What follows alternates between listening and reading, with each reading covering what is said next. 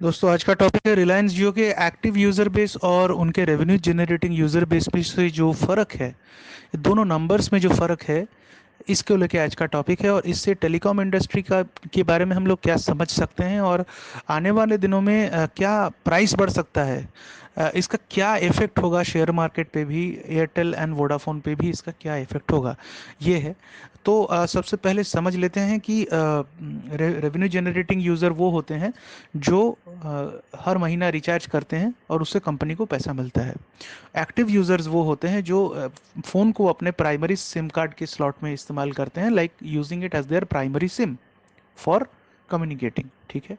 तो ये है एक्टिव रेवेन्यू जनरेटिंग और एक्टिव यूज़र का फ़र्क।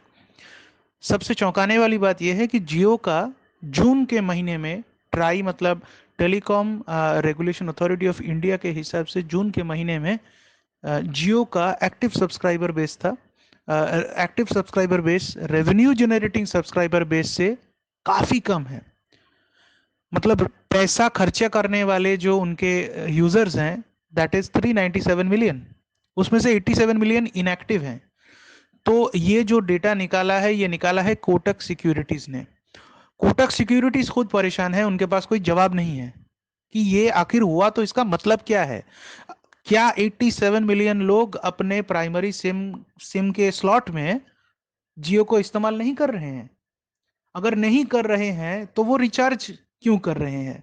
इसके पीछे क्या रहस्य है?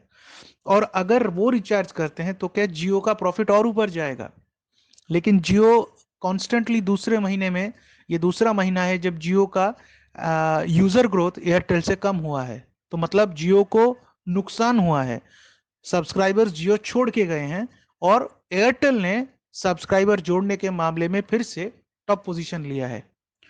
तो इससे हम लोग क्या डेटा निकाल सकते हैं, इससे हम लोग क्या क्या बता सकते हैं अपने क्लाइंट्स को, अपने अपने ऑडियंस को हम क्या बता सकते हैं? इसके जरिए हम सीधा सीधा एक चीज बता सकते हैं। आप सबको पता होगा वोडाफोन और एयरटेल ने एक बहुत इंपॉर्टेंट प्लान अनाउंस किया था। हर महीना उनको एक्टिव एक्टिव अपने कनेक्शन को एक्टिव रखने के लिए आपको एयरटेल और वोडाफोन का महीने दर महीने रिचार्ज करना होता है।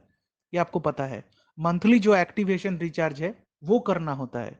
ये जो गेम प्ले खेला है, ये जो खेल है, ये जो वोडाफोन और एयरटेल ने किया है, इसके वजह से उनके नंबर ऑफ एक्टिव यूजर्स शायद उनके रेवेन्यू जनरेटिंग यूजर से हायर हैं, क्योंकि एक्टिव हमेशा महीने उनको डेटा मिल रहा है, हर महीने उनको रिचार्ज करना पड़ रहा है। जैसे मैं भी एयरटेल को अपने प्राइमरी स्लॉट में इस्तेमाल नहीं करता, मैं प्राइमरी स्लॉट में जियो को इस्तेमाल करता हूं, लेकिन फिर भी महीने दर महीने मैं एयरटेल का नंबर को एक्टिवेटेड रखने के लिए, वहां से आउटगोइंग को एक्टिवेट रखने के लिए मुझे रिचार्ज करना पड़ता है। इसका ये मतलब है एयरटेल ने अपने बिजनेस मॉडल में एक ऐसी चीज डाल दी है जिसकी वजह से उनका नंबर जो है वो अच्छा दिख रहा है, और इससे उनको फायदा शेयर मार्केट में भी मिल रहा है और मिलेगा भी। तो क्या इससे हम ये समझ सकते हैं कि फिर जियो, हालांकि जियो ने नया पोस्ट पेड प्लान का अनाउंसमेंट किया है और उसमें नेटफ्लिक्स के साथ, अलग अलग ओटीटी प्लेटफॉर्म्स के सब्सक्रिप्शन के साथ अलग अलग ऑफर्स दिए जा रहे हैं जो लोगों को काफ़ी पसंद भी आ रहा है। उसके साथ जियो फाइबर जो रोल आउट हुआ है, ये भी एक नया चीज़ है जो काफ़ी सारे लोगों को बहुत पसंद आ रहा है। लेकिन कुछ कुछ लोगों का मानना है कि जियो फाइबर एक्सपेंसिव है। जैसे मेरी एक दोस्त से बात हो रही थी तो उन्होंने कहा कि जियो मतलब 1500 रुपए का जो अनलिमिटेड वाला जो उनके पास है, that is too much, that is costing too much. उनका बिजली का बिल 2000 रुपए आता है, तो 1500 रुपए बहुत बहुत ज्यादा है उनके लिए। वहीं पर अगर ब्रॉडबैंड इस्तेमाल किया जाए तो फिर वो 500 600 रुपए पर महीने में हो रहा है। तो क्या जियो का बिजनेस मॉडल में कुछ चेंज हम लोग एक्सपेक्ट कर सकते हैं? कि आने वाले दिनों में ऐसा होने वाला है कि जियो भी हर महीने दर महीने आपका फोन नंबर एक्टिव रखने के लिए एक रिचार्ज अमाउंट फिक्स करने वाली है? अगर ऐसा हुआ तो क्या जियो की जो सब्सक्राइबर्स हैं, क्या वो जियो छोड़ के जाएंगे? अभी ऑलरेडी जियो छोड़ के जाने वालों का नंबर थोड़ा ज्यादा हो रहा है।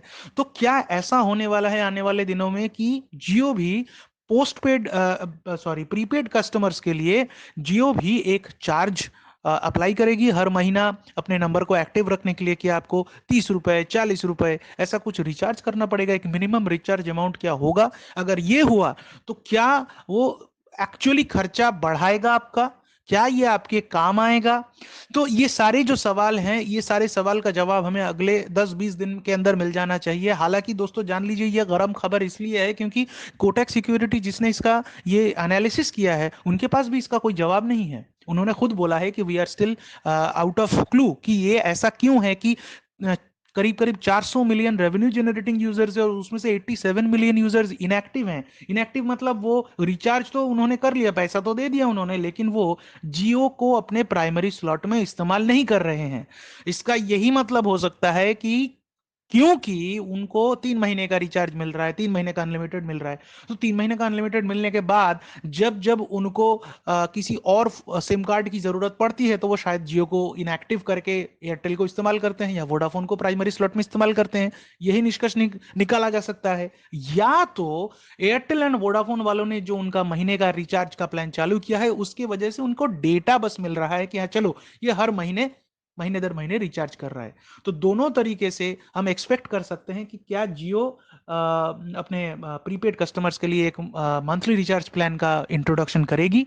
अगर ये होता है तो ये भी एक देखने वाली बात होगी। आप सबको पता है जियो का आईपीओ के बारे में भी रूमर्स चल रहा है।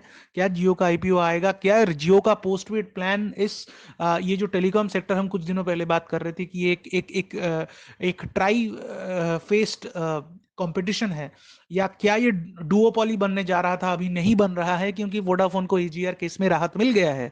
तो वोडाफोन भी अभी लड़ाई में वापस आ गया है। सब तरीके से इंडिकेशन लेकिन एक ही है कि कॉस्ट बढ़ने वाला है, आपके मोबाइल का बिल बढ़ने वाला है, चाहे वो वोडाफोन हो, एयरटेल हो। धीरे धीरे धीरे धीरे रेवेन्यू पर यूजर जो है उसको बढ़ाने की कोशिश में एयरटेल और वोडाफोन भी धीरे धीरे अपने चार्जेस बढ़ाने वाली है। और जियो अगर इसी तरीके से सब्सक्राइबर लूज करती गई और मार्केट के डेटा में जियो को सपोर्ट नहीं मिला, तो जियो भी प्राइसेस बढ़ाने के लिए फोर्स्ड हो जाएगी।